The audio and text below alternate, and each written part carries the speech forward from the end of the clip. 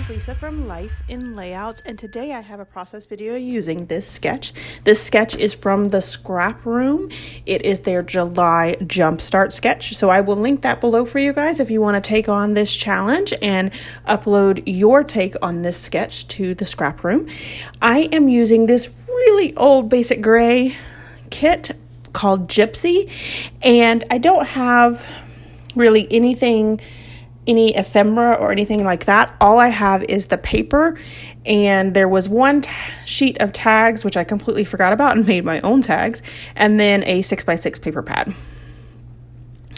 I am using these photos of my friend when she went to a local water springs area.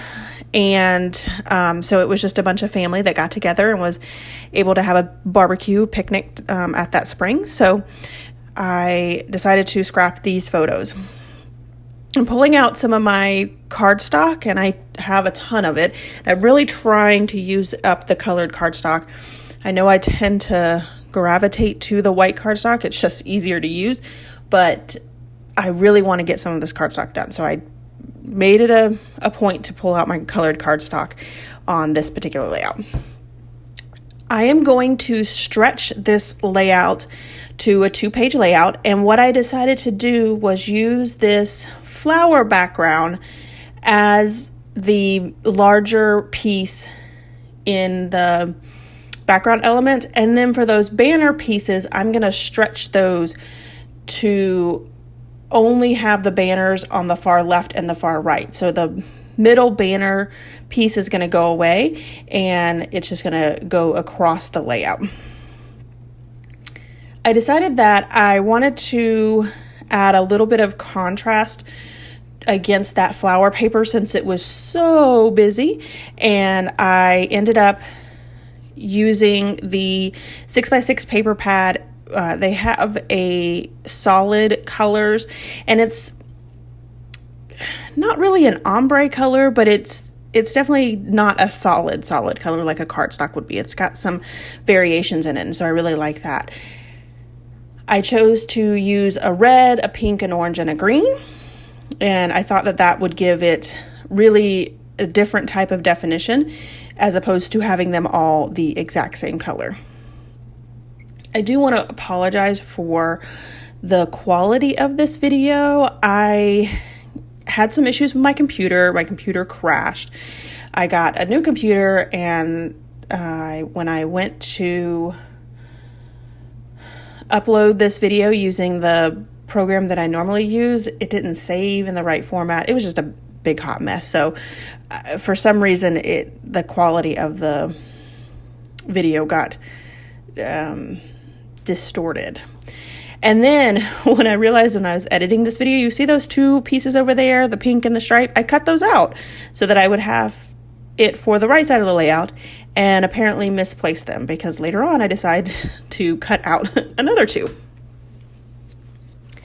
I used my Distress ink, and I don't remember the color that I used, but it's in like the brown or the black family. I want to say it's in the brown family, just because there's so many bright colors that I thought that the brown would ground everything. And I knew that some of my embellishments would probably have brown or black in them, so I wanted to add some darker colors to the layout.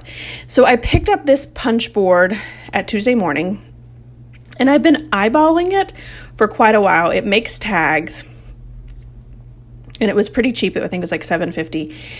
The instructions on the back are, I don't know if you can see them, but it's those 4 instructions there. It's not a really good instructions. It doesn't tell you a whole lot.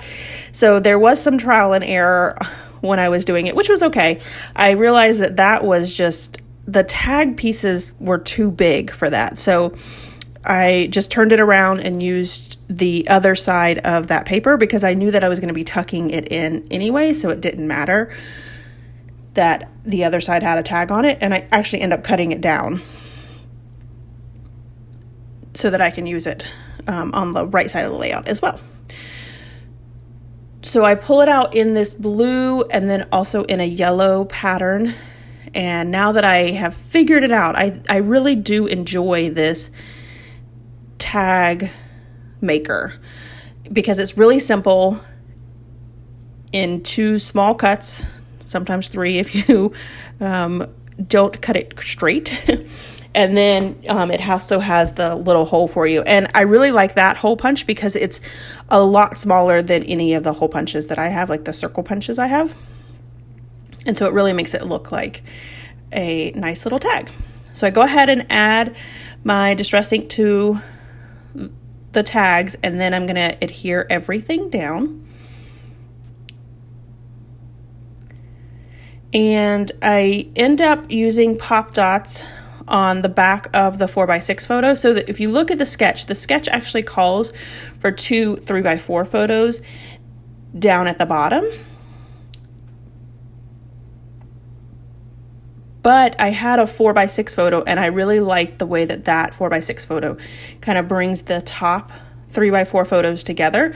So the top 3x4 photos are more of like single photos or photos with just one other person. And then the bottom photo is more of a family shot where there's a couple of people in it. So I really liked the way that turned out. So I'm going to go ahead and adhere everything down and then cut off the edges of the layout, the ones that are overlapping, and then I'm going to start working on the right hand side. And on the right hand side, like I said, I'm going to use that flower piece to make a large banner, and then or a large piece on the back, and then I'm going to extend those banners all the way across to the far right hand side of the layout. So this is where I pull out the paper again because I forgot that I had cut out another piece, and I even go to measure it and everything. So apparently I totally forgot that I had cut those pieces out earlier, and they must not have been sitting on the desk where I normally put everything. And this is in the new scrap room, so it's not as organized as I would like it to be right now. And so that could have also played into it as to why I have had to recut these particular banner pieces.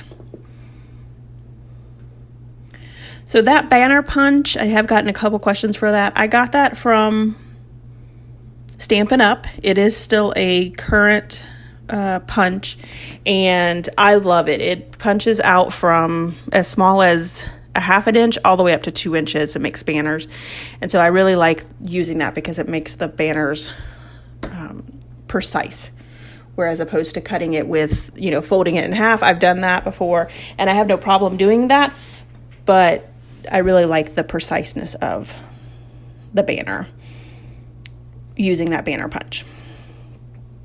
I had 3 photos, but I decided that photo of the little one sleeping, looks like after a long day, would be a good layout, a single page layout. And I am making some of the single page layouts for this album just because there's a lot of just random photos in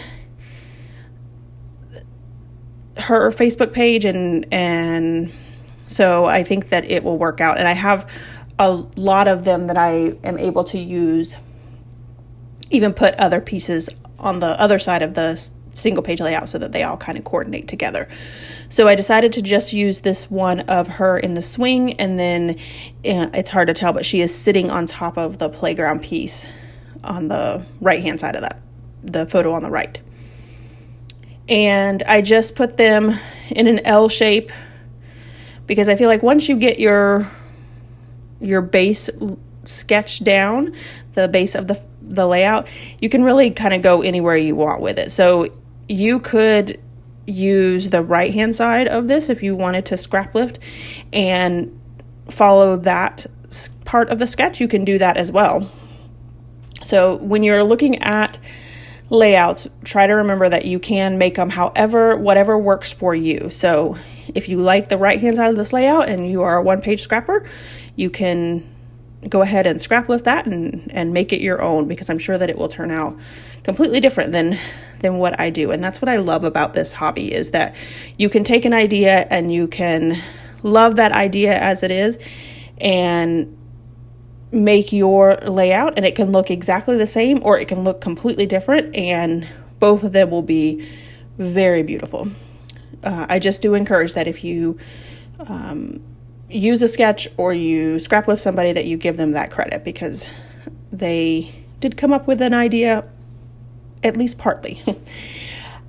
This sketch also, or this little kit, came with some fibers, which I haven't used in so long, but I was like, well, it's here, so I might as well use it. And this layout calls for some decorations there at the top.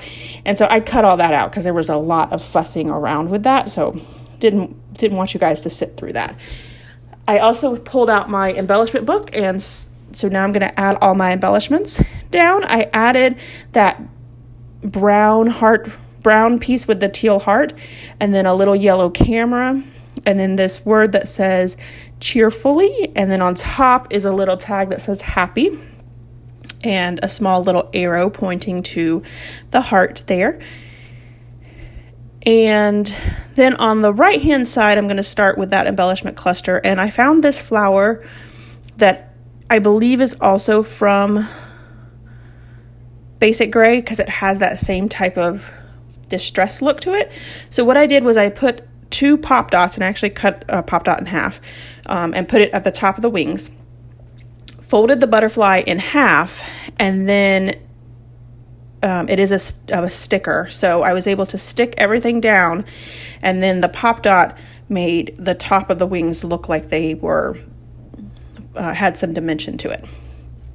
So then I added this purple little sticker that says cherish, and then I'm adding this word here that says family, so the saying says cherish family. And I'm having trouble with the pop dots. I don't know why they're not sticky, so I just went ahead and pulled out my ATG to add that down.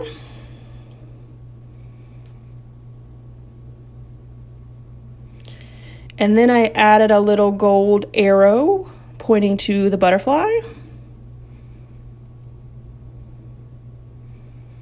And my new craft room has a very strong fan. So if you pay attention to that wax piece of paper, it keeps flying up. And keep having to put it back down.